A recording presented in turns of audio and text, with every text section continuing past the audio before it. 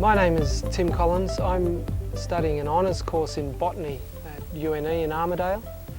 My project's looking at a rare and endangered eucalyptus species on the tablelands, Eucalyptus Magnificata, and I'm looking at the genetic diversity and taxonomy of this species. It's currently known from 2 disjunct populations, which I'm interested in seeing whether the northern population is a different species to the southern population.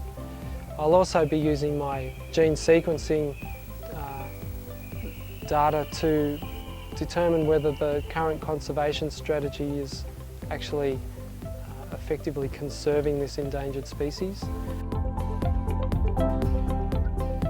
My work at UNE is really exciting because I get to spend time out in the bush looking at trees and collecting the samples that I need, and then I'll come back to uni and I'm using the current technology for next generation sequencing to examine the single nucleotide polymorphisms, the SNPs.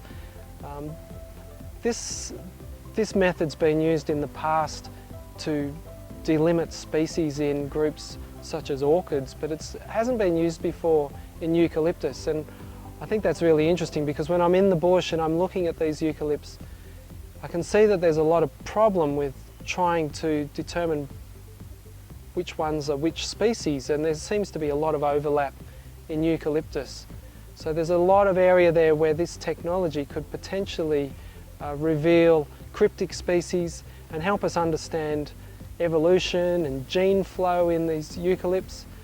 And eucalyptus being, you know, the most widely planted hardwood forestry species in the world, Australia's in this fantastic position where we hold all of the genetic, or almost all of the genetic diversity of this really important and valuable species. So the work I'm involved with contributes to understanding the genes and the genetic diversity, helps us conserve rare and endangered species, and gets me out in the bush at the same time.